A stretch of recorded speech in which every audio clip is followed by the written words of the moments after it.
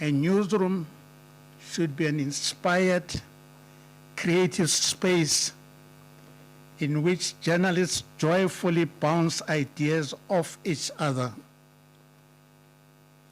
This is a space where the question uppermost in everyone's mind is, what story should we tell our listeners, our viewers, or our readers today, this hour, this minute, to help them make their lives better?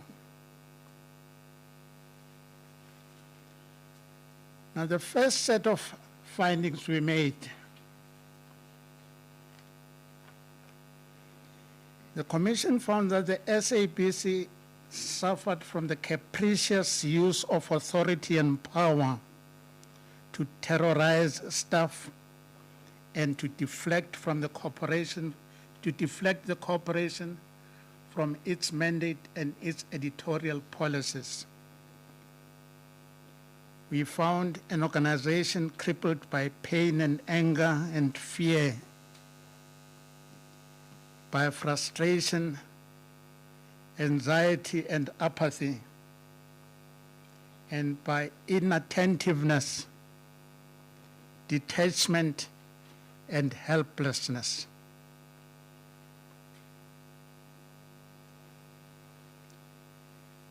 Our recommendations, as far as those findings are concerned, are: one, that the group executive news should be designated as the chair of the Editorial Policies and Ethics Committee of the group executive. He or she should chair the committee that would include all the group executives of information, as for radio, television, sports, education, etc. And this committee would be the highest point of upward referral for editorial line managers, and it would uphold the editorial policies and the highest editorial and ethical standards.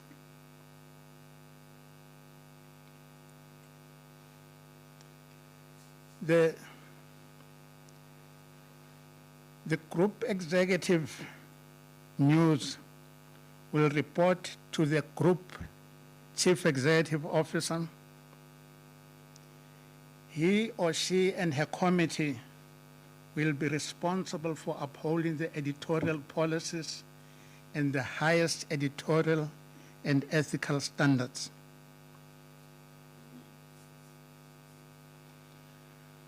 We also recommend the creation of a News and Current Affairs Advisory Committee consisting of 3 people. For example, you could have a retired editor, a person who is or was teaching journalism ethics at a tertiary institution, and a retired judge. Now, this committee would do the same work that the BBC's editorial policy team does. They advise journalists, editors, producers on editorial issues throughout the production process, but the final decisions rest with line management. Now, we believe there would be 2 benefits from such a committee. Unhappy staff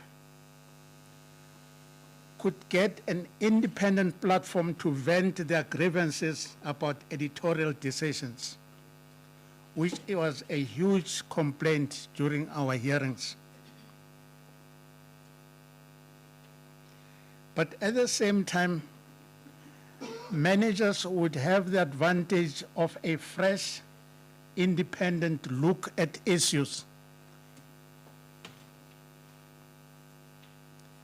This committee would publicize monthly reports on the issues they handled, and they would provide quarterly and annual reports to the SABC board. Now, these reports would alert South Africans in time if there was a crisis brewing at the corporation's, in the corporation's newsroom. Remember, we went through a long time before South Africans realized that something was wrong in the newsroom. And our fifth recommendation on this one is that all newsroom staff, from the most junior to the most senior, that they attend at least one workshop a year and the workshop would cover editorial policies, journalism ethics, the most recent rulings of the BCCSA, ICASA, and the Press Ombudsman, as well as the reports of the News and Current Affairs Advisory Committee. What we are hoping would happen is that the various codes would become embedded in the daily language of all news staff, especially when they argue for or against ideas in the creative space of the newsroom.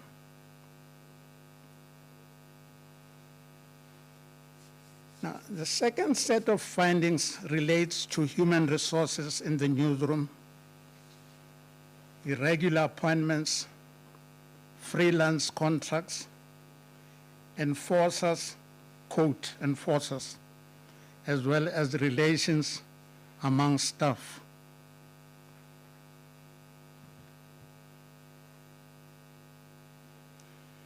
We found that a witch hunt for enforcers won't heal the corporation.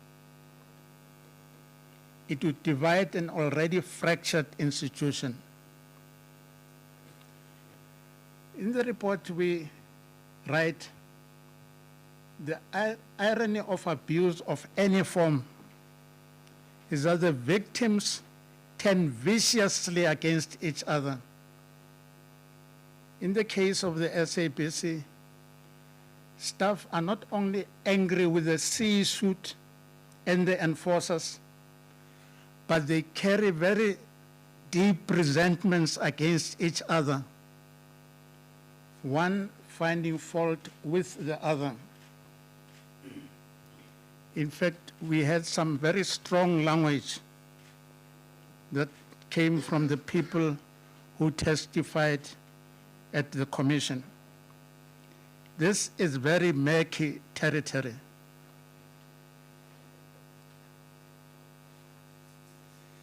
Our recommendations on this second set of findings is one,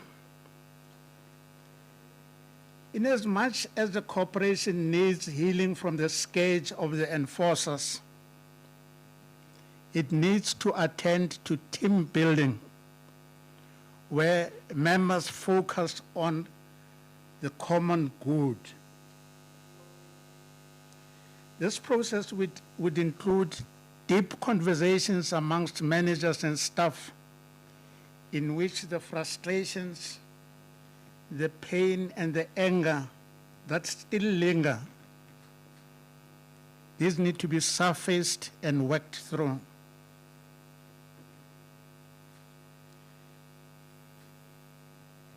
Having said that, we believe that staff who held on in difficult circumstances need to be lauded for being the quiet center of the storm,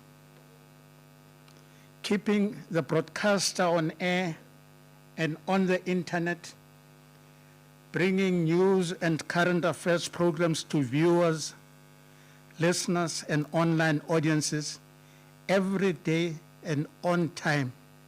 Some of us fail to recognize that this much was put into the SABC.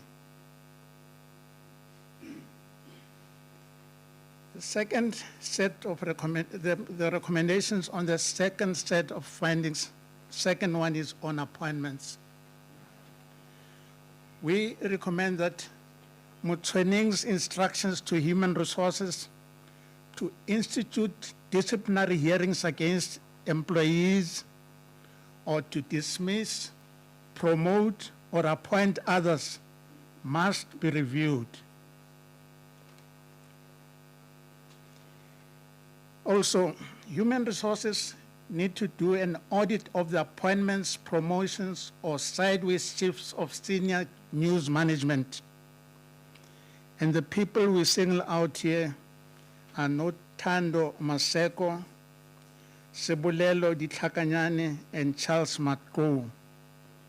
We singled these out because we managed to have a look at their appointment processes, and we believe that that needs to be checked. Where the records are found to be incomplete and the gap is not explained, the appointment, promotion must be reversed and the position re-advertised, with the person currently occupying it being invited to reapply, so they are not prejudiced in this process. On performance management, we say that improved performance management is vital for the future health of the corporation. That's performance management at the individual level as well as at the program level. We added the program level after a number of witnesses told us how their programs were arbitrarily canned, they were shortened or changed.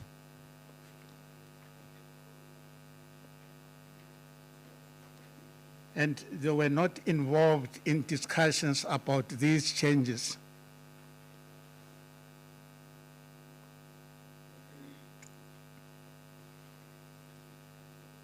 We also recommend that there should be a review of the contracts of freelance workers.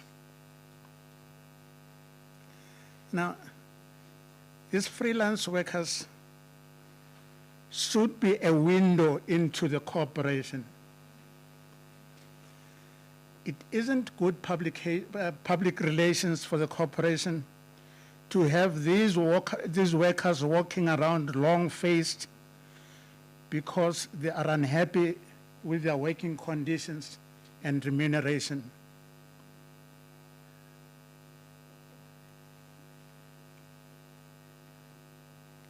Now, the most controversial part of our work was looking at political interference. We found there was no direct line between the decisions in Thloe House and the decisions in the newsroom.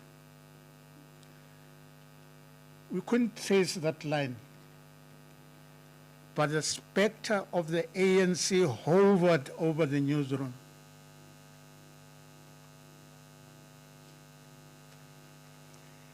Now, after hearing all the evidence, we concluded if ever there was doubt about the relationship between the SABC and the ANC leadership, Faith Mutambi and Hlaudi Motsoeneng, even after their removal from the SABC, traveled to Durban earlier last year to show support for President Zuma when he appeared in court. There have been more recent demonstrations of that.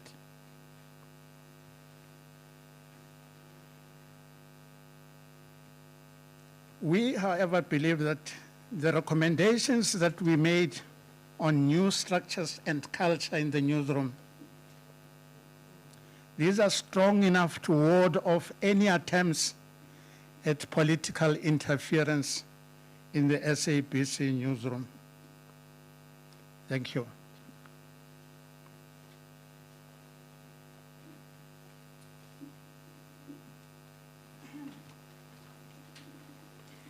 Thank you very much, Dr. Thloe, for that in-depth summary of the report. I would now like to call upon the SABC Board Chairperson, Mr. Bongumusa Makatini, to give us the SABC's response to the report.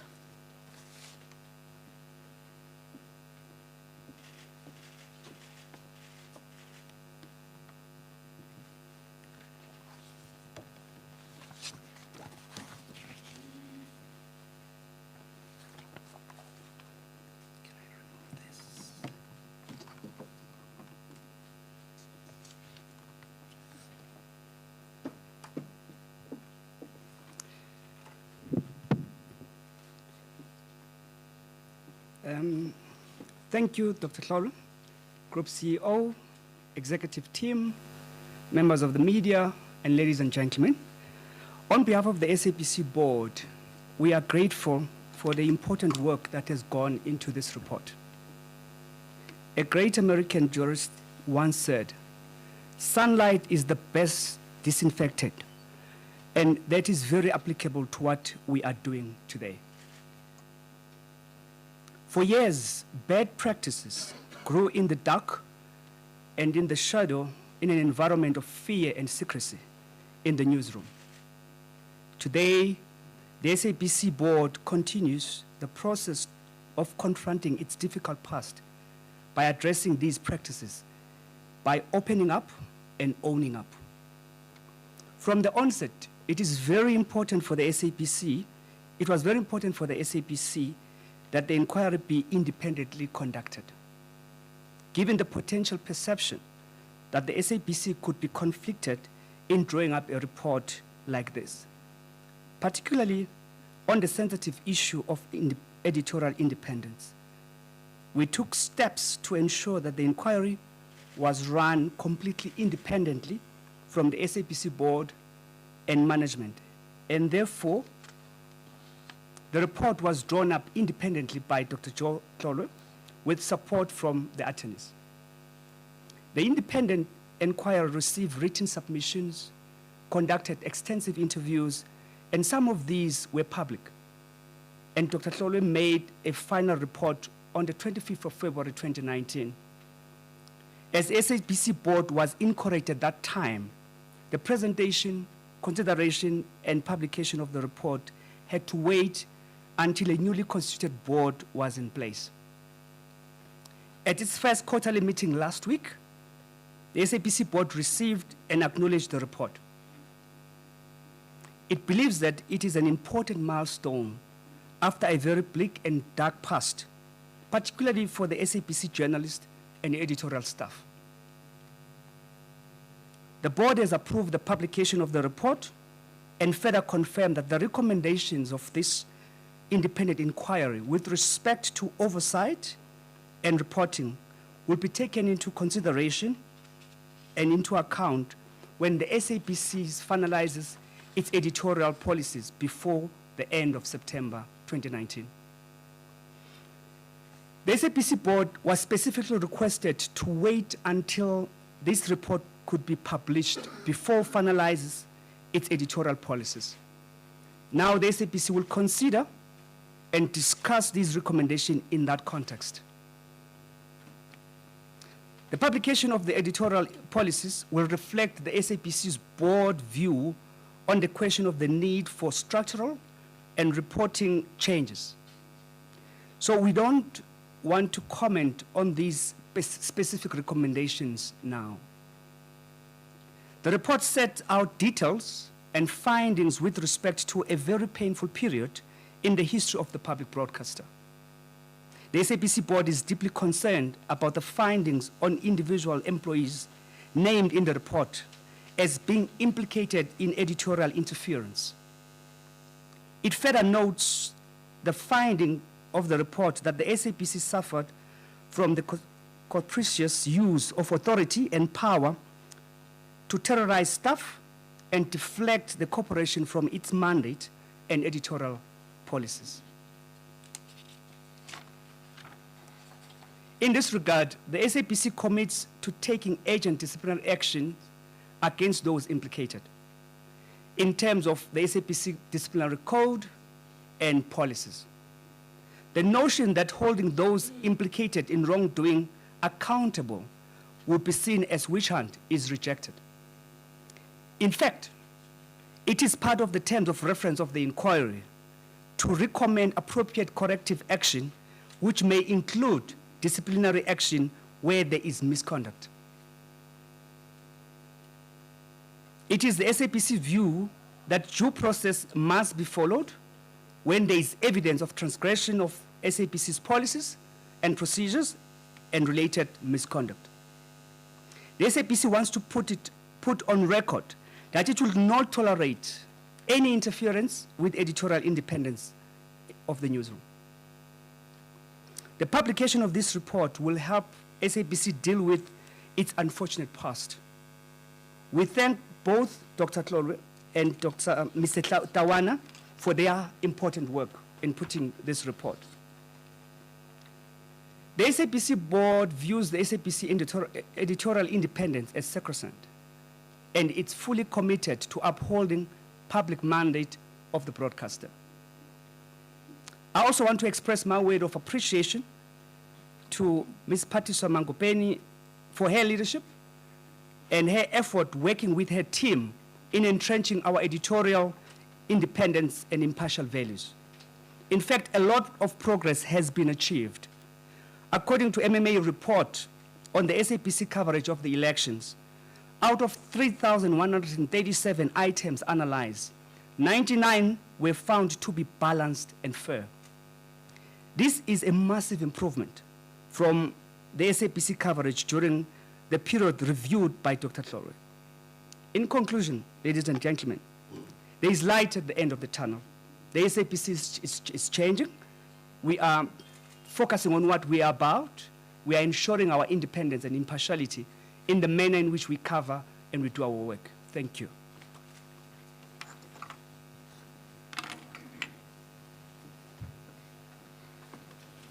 Thank you very much, Chairperson, for that response.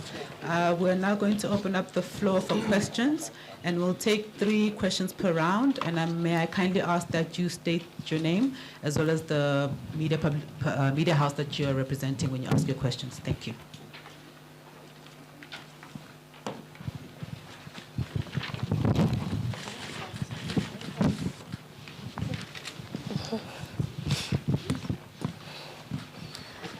Bali Titani from Newsroom Africa. I just want to find out, I see here that there will be disciplinary action taken against those who have been named in this report. How will the SABC ensure that some of those who have now resigned from the SABC will also, will there be, the action also be taken against them? Thank you, Bali. Hello, Lindo Gushetgulu from ENCA. And just on that matter again from Dr. Thloe, I just want to know, because your recommendations are saying that there mustn't be a witch hunt. Now, the response from the SABC, do you think that this is the actual witch hunt you were referring to? Thank you. The last question for this round. Morning, and thank you for asking. Thank you, it's Benola from Network 24. I just wanted to ask if the EFF ever made any submissions to the Commission with regard to its, beliefs that it was marginalized in the run-up to the 2014 elections, and if so, what happened to that particular complaint? Thank you. Okay, thank you. Dr. Thloe, or whoever will be answering, may I kindly ask that you come back to the podium because the microphones are here.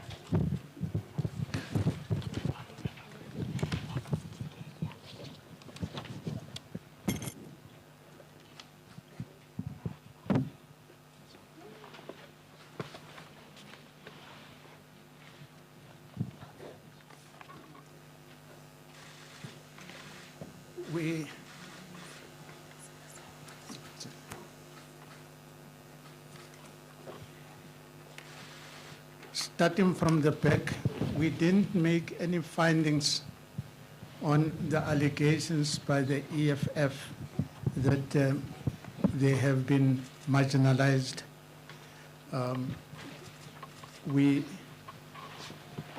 The thrust of the evidence we got was pointing towards the ANC interfering in the editorial decisions at the SABC.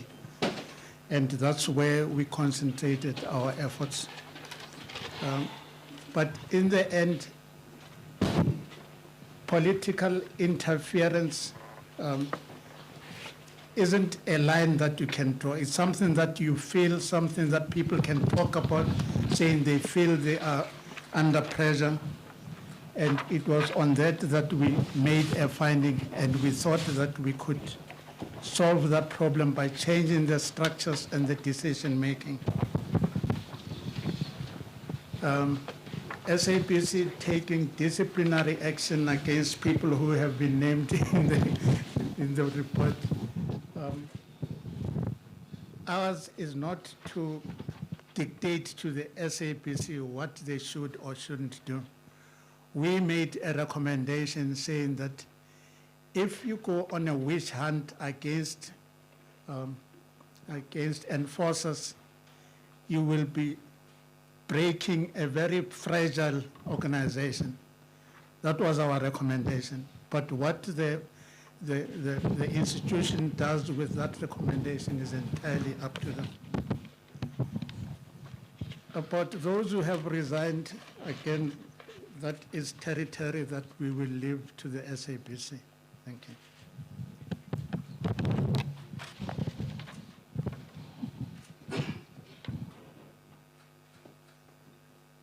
I want to address the question around the response of the SABC on those people that are found to have been implicated on the wrongdoings.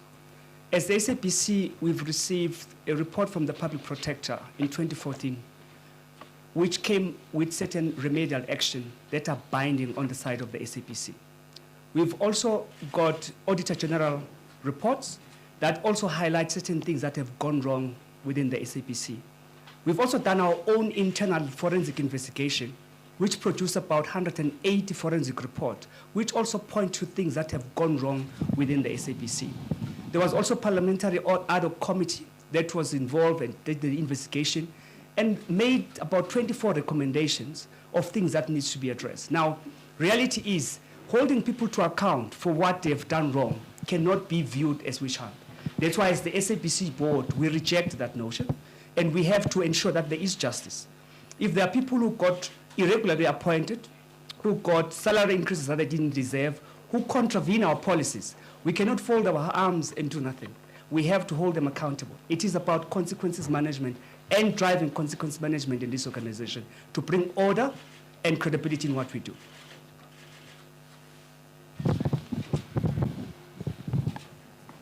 Thank you. I think there was one question that was not asked, rather answered by Bonola around EFF submission.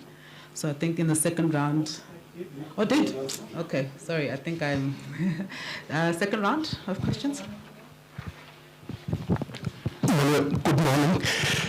My name is Mpumzi Zuzeli from the Sunday Times.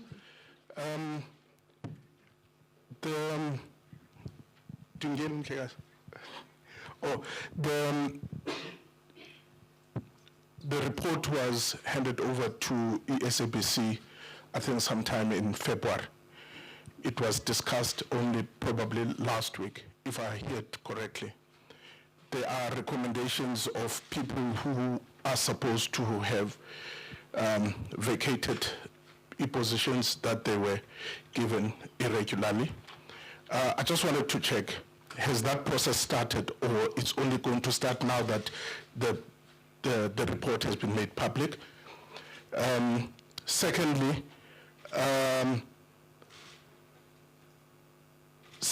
are there any other people within the institution, other than the three mentioned in the report, that have also been found to have been appointed irregularly or promoted irregularly, and what has been done about those? Thanks. Thanks, Pumzi. Is there, where's the mic? Okay, go ahead now. Hi, Samia Hlachamini from The Citizen. I just wanted clarification from anybody from the SABC on whether the SABC intended to implement the recommendations regarding structural changes, especially in terms of the line of editorial authority in the SABC, and whether those processes have started.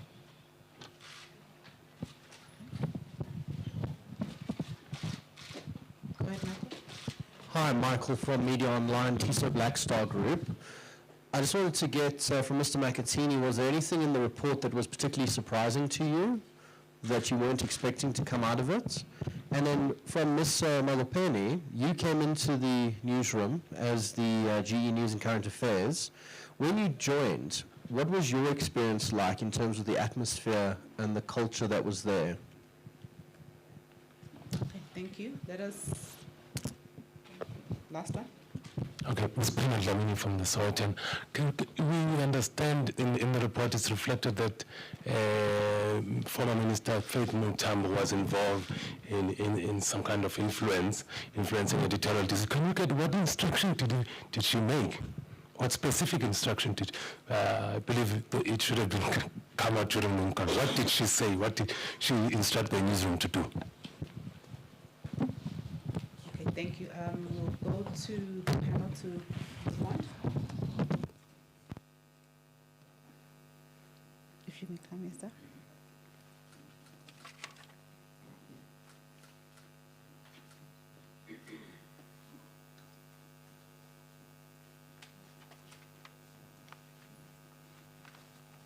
Again, starting from the bottom, going up. If you read the report, there are several incidences where Minister Faith Mutambi interfered in the editorial decision-making. In KwaZulu-Natal, in Limpopo, several incidences are mentioned in that report.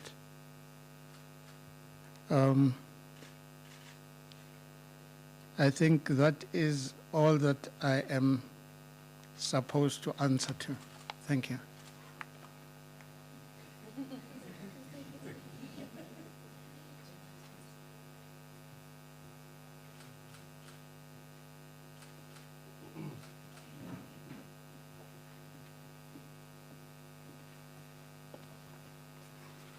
Thank you.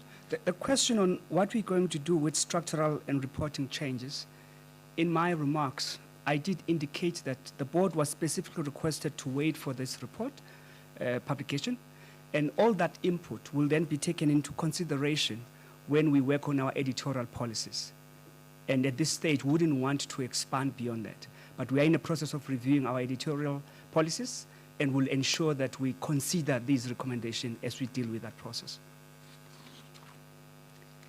Advocate Vanara, if you can answer the question around irregular appointments and where we are with that.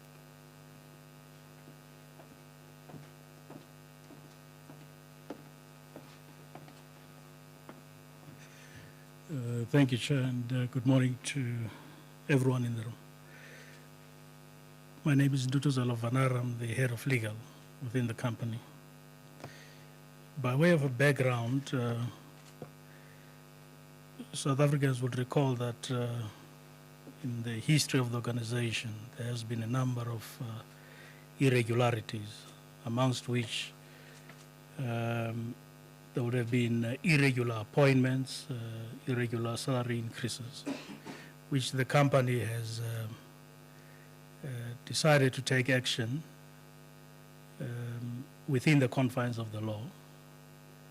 So this report comes the backdrop of a process that the company is currently engaged in, which is one, the identification of a number of current employees that benefited unduly in the past regime. The process entails us bringing an application to court to have those appointments set aside. So what we will then do in the backdrop of the report, it is to include those names and potentially others who might come up in the review application.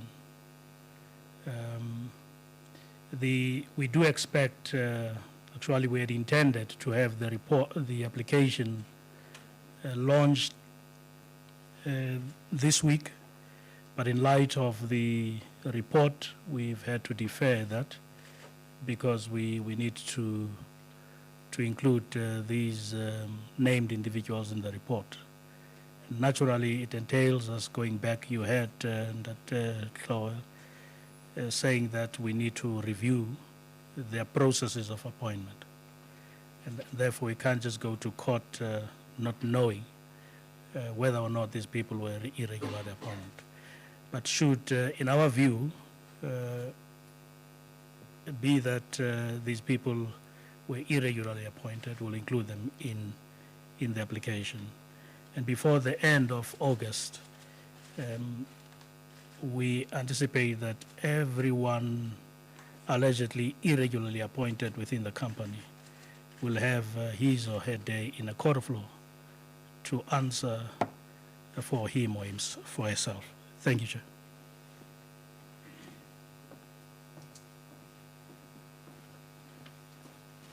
Thank you very much. The question that was posed to the G of News will be responded to when she does the closing remarks. Are there any other questions on the floor? Yeah. Sorry, Michael, can I start with somebody at the back?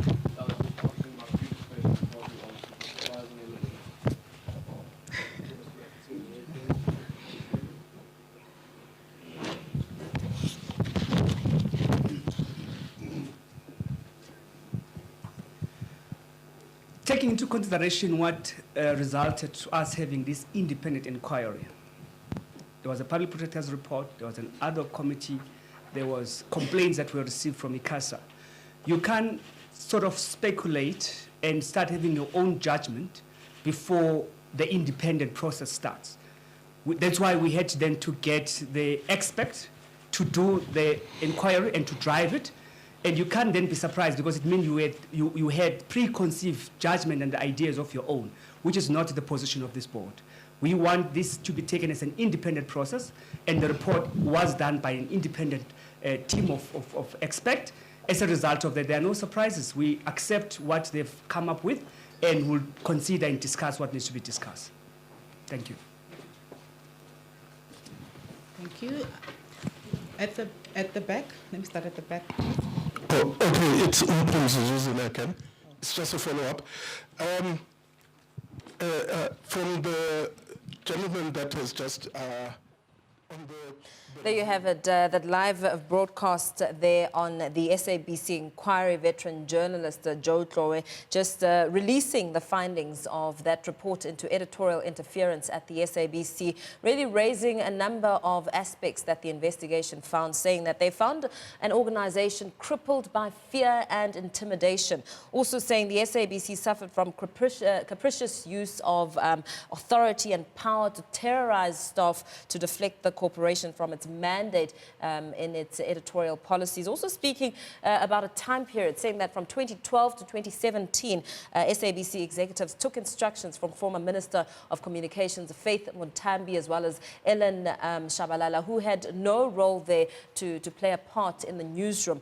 Also saying the committee has recommended a news advisory committee made up of several elements, like a retired journalist, and a judge and so forth, saying that the organization needs a team-building exercise, and also speaking about the most controversial part of the investigation, saying that looking into political interference was one of the most controversial aspects, pointing that they couldn't trace a direct line between the decisions that were made regarding the SABC at Luthuli House, but what they did come into contact with was the hovering of ANC, saying the ANC hovered around the SABC newsroom, and also right at the end there, Makatini, the SABC board member, saying that they've received and acknowledged the report and they plan to take immediate action following that report, including disciplinary action. Of course, that were some of the points coming out of that report on the SABC's editorial interference report coming out live from the SABC.